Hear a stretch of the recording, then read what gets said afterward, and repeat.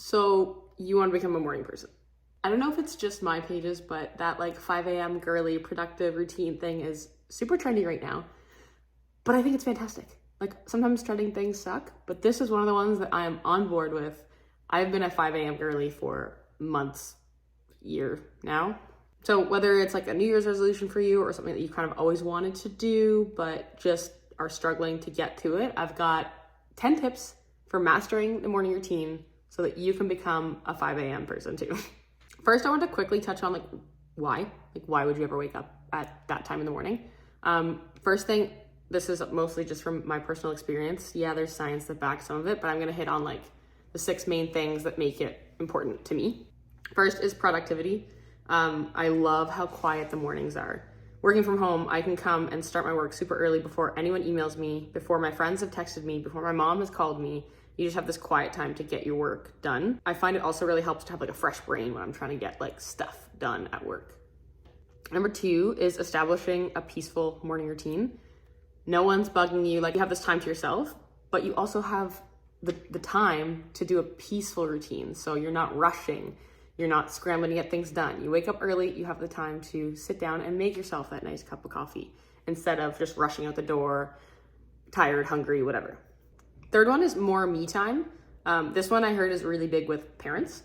So for me, it's not as much of a problem. A lot of the parents I know that are on my triathlon team say that their mornings are like their time before their kids get up to get their stuff done or get their training in or whatever it may be. So more me time is a big one for a lot of people. Improved mental health. This is one of the main reasons I started getting up early.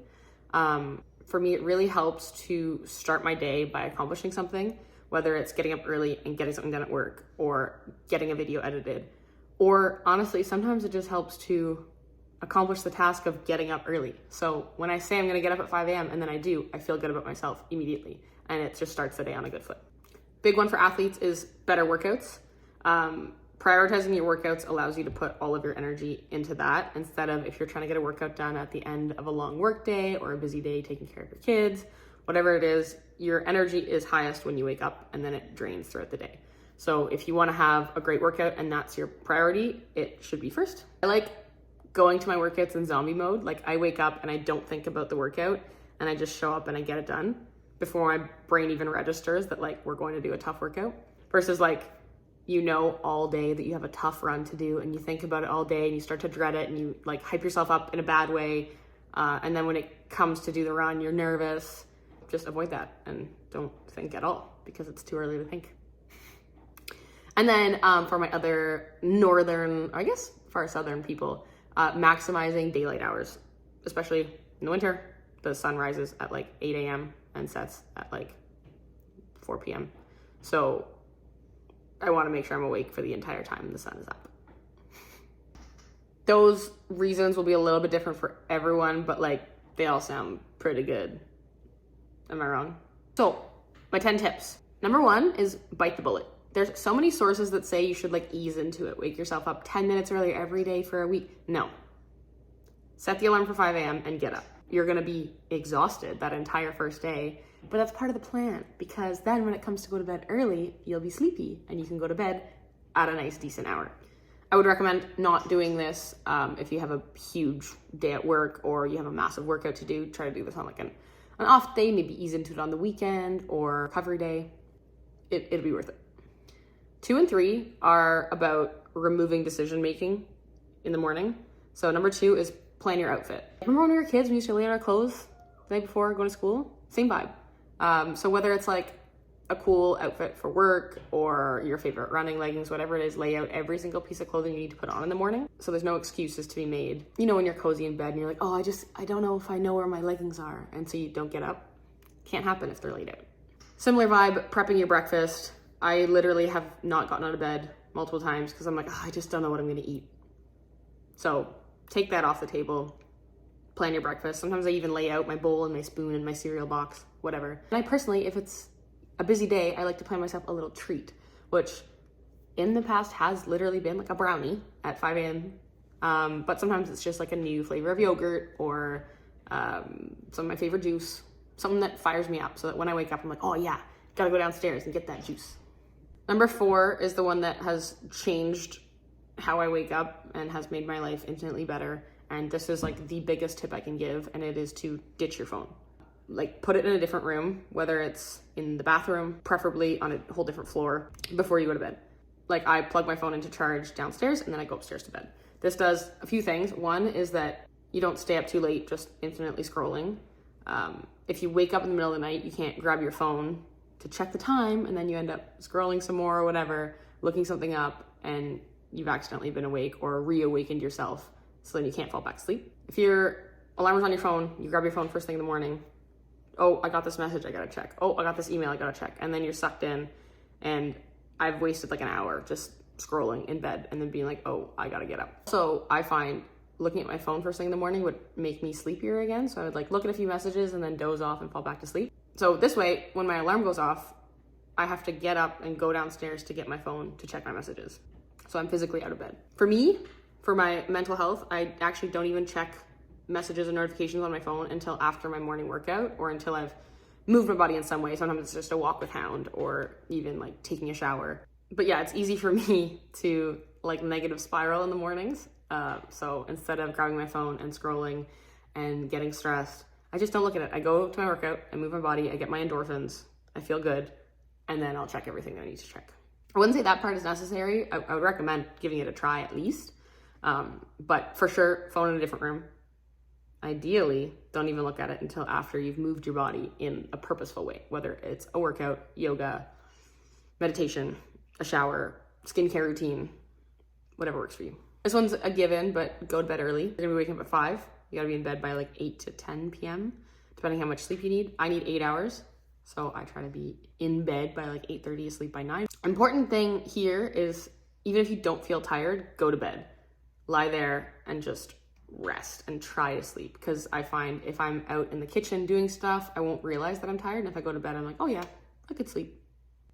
On that note, number 6, get to a sleepy space. When you're in your bedroom, lights are off, no screens, your phone's in a different room, you got your comfy, cozy blankets, a place that's super comfortable. Trying to sleep when you don't feel tired is so frustrating, and then you get in that like feedback loop of like, oh, I can't sleep, and then you get worked up. I always think of advice that I got from my dad, which is just lying in bed, relaxing is still beneficial to your body. So don't be stressed about it. You're not wasting any time. It's still a benefit. You're still resting. That takes away the anxiety around like, I can't sleep, and it makes it easier to fall asleep. You can also use like physical tools. Like Tyler likes magnesium and melatonin. I really like sleepy time tea. Give those a try. I wouldn't say to use them every day because you don't want to be dependent on them, but they're helpful. Next one, do not hit snooze. No matter what, don't hit snooze. It's really hard, but there's like science to back this, which makes it easier. I'm a scientific lady, so if there's a logical reason, I find it easier to play along. Hitting snooze might feel like you're getting extra rest, but it actually just disrupts your body's wake up process, because you wake up, then you go back to sleep, and that's not enough time to get into a proper sleep cycle. So you wake up more tired than you did the first time. Science. Not only does it make it harder to actually get up, but it can leave you feeling sleepy for the entire day. So it's not worth it. Something that can help with this is to convince your body it's time to get up by lighting up the room. Whether it's opening a window, or if you get up before the sun rises, like us in the winter, turn on lights. There's specific like solar lamps. I personally don't have any of those. I just do overhead lighting. But other things that can help other than lighting is just like activating your body with upbeat music, cold water on your wrists and your face, a quick shower, or exercise. Anything to let your body know we're up and we're moving. This one is just like a little treat. You want to do something that you enjoy first thing in the morning. So like I mentioned, it could be trying a new flavor of yogurt. It could be hanging out with your dog. But plan something to do first thing in the morning that you enjoy. So when you wake up, you're like, I cannot wait to go do that thing. A lot of times for me, that's a workout because I want to see my friends. I enjoy my workouts. I know I need my endorphins. But if my workout isn't scheduled for the morning, I don't have one, I will plan to go cuddle with my dog. Just try to think of something that makes you want to get up. It doesn't have to be the same thing every day, but something that gets you pumped to get out of bed. Last one is consistency. This is like one of the hardest ones, but you got to do it every single day. There can be a little bit like the weekends you can sleep in by like an hour, but if you're doing a 3-hour swing and sleeping until 10 a.m. on Saturdays, it's going to be really hard to get back in the routine when Monday rolls around. So keep it consistent. I used to only get up early twice a week for our 2 6 a.m. workouts. And that was harder than what I do now, which is getting up every day at 5. Because I'm in the routine. I'm sleepy when it comes to bedtime. It just makes it easier. That's it. Those are my top 10 tips. Getting up early can help you enhance your productivity, establish a peaceful morning routine. You get more me time, improved mental health, better workouts. Maximizing daylight hours also helps with mental health. So quick recap, bite the bullet, plan your outfit and your breakfast, ditch your phone in a different room, get to bed early, of course. Make sure your bedroom is a nice sleepy space. Do not hit snooze. Light it up, whether that's with lights or another physical activity. Do something you enjoy first thing in the morning and be consistent with it. It'll be worth it. I promise. I actually signed off my blog post on this with, give these little tricks a try for a week. And if you don't notice a change in your moods, productivity, and sense of accomplishment, leave me a hate comment.